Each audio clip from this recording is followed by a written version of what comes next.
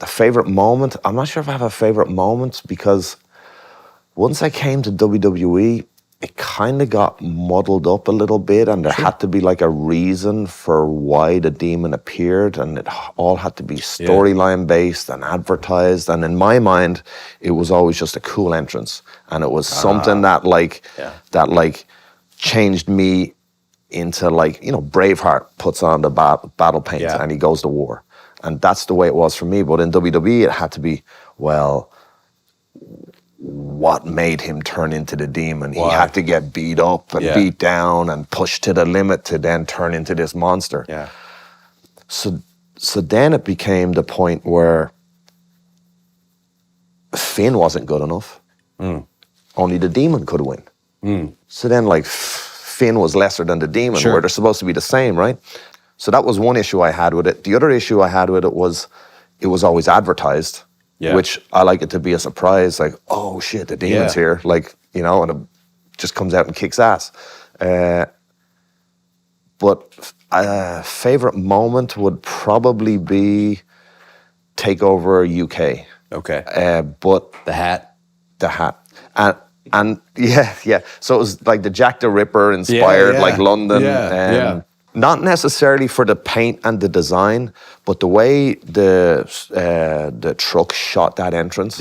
Like the way, like, I go from like silhouette with like the London background on the screens into the lighting where, like, then it reveals the Demon with the hat, and then the fact that, like, my family and friends were all like there because the shows in London. It was like, that was a special night, and it was returning to London. I thought I'd kind of left that scene. And, like, going back there with NXT, like, I think I was the champion defending the title, so it was pretty cool. That was a cool night. I feel like, you know, there's always these booker sayings, and these older wrestler, whether they're the booker, producer, president, they always sometimes will say something, and I feel like there's an air of that here where, did anyone ever tell you that, and this isn't an opinion as much as I'm curious if anyone told you, maybe it was something that you outgrew in terms of the Demon character, or just the general sense, because like old school wrestling 101, look at you. Like, you don't cover that up. Like, you're 10 out of 10, dog. Oh.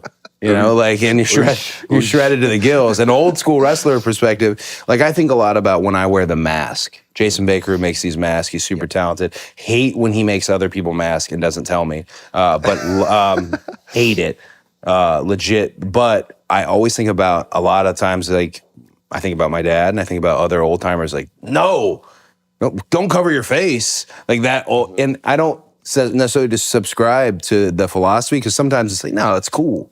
It's cool. I'm doing this cool thing, right? But I wonder if that's something, because it feels like maybe the block is filled in terms of, I totally get all those, it being advertised, it's supposed to be a surprise, but I don't know. I just was curious, did anyone ever tell you didn't need it? I don't think I need it, and that's probably why I was so resistant to doing it for a long time. Because, like, the way it was kind of been booked and presented by the company, I felt it just wasn't effective, right? And or as effective as it could have been. And then I think there was some sort of confusion about, like, why is he the Demon some nights and Finn the other nights, and then maybe some people are getting let down when I'm not the Demon and stuff like that. So I would love to go back to doing it. But I would love to have more creative control, and I feel like I lost a lot of that. Especially when I came to the main roster. I think it was done really effectively in NXT. I think when I came to the main roster, it wasn't done as well for a multitude of reasons. But in the future, I would love to get back to doing it. I'll give you a moment of vulnerability on my half that I thought, I'm not going to tell him this. He'll think this is, but I'm going to tell you. All right.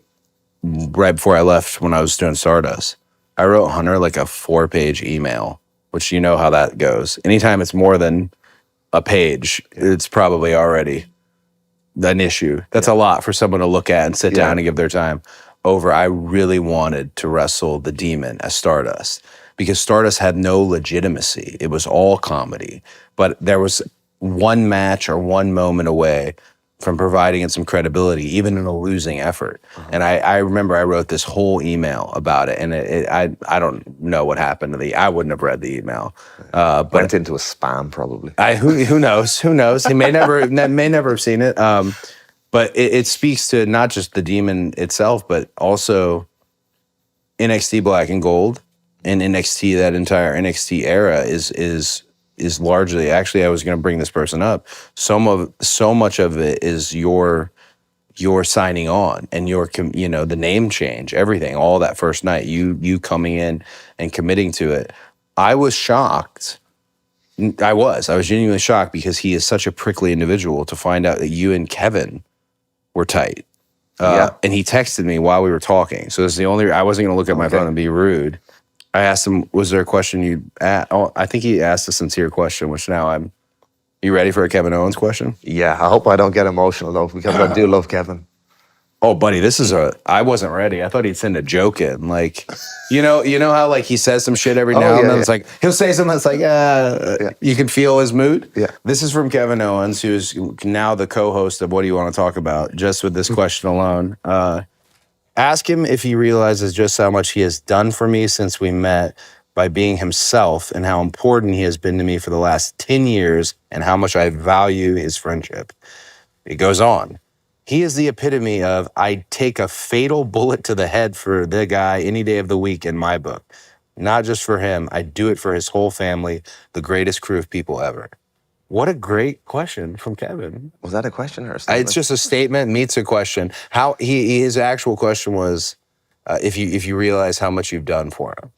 I don't think Kevin realizes how much he's done for me. Yeah. Right? Because although like me and Kevin have had very similar backgrounds and like kind of like journeys to WWE, we'd actually only met each other once in passing at an indie show in London. Yeah. And it was like about 4 months before we started in NXT. And that was kind of the only reason why we even like shook hands and like said, oh, hey man, nice to meet you. But we started in NXT together. Yeah.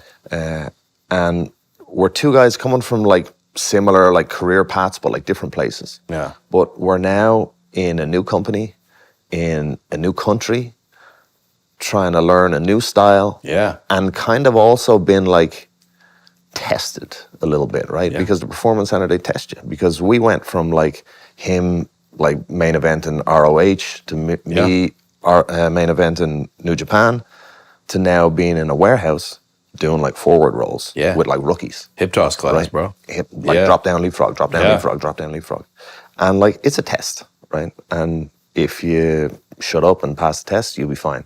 That's really good advice for some people who need to hear it right now. Yeah, yeah. Everything's a test in this business. Like, you don't have to succeed, you just have to try. Dude. Right? You just have to give it everything. And if you go to failure, that like the coaches will be happy, right? Mm-hmm. Everything is a test, though. Yeah. So me and Kevin like kind of like bonded really strongly over like the common obstacles that we were having to overcome together, like in this new life that we were having. Yeah. In NXT and WWE. And I know like we're very probably different. Yeah, I couldn't believe it. Like personally, in every way, like the way we wrestle is different. Yeah. Like, you know, our lifestyles are different, but you know, sometimes opposites attract. And like me and Kevin, I can honestly say he's one of my favorite people and best friends in the whole world. This question, I think, has set off. I think I'm now going to have, I want Kevin to send in a question forever.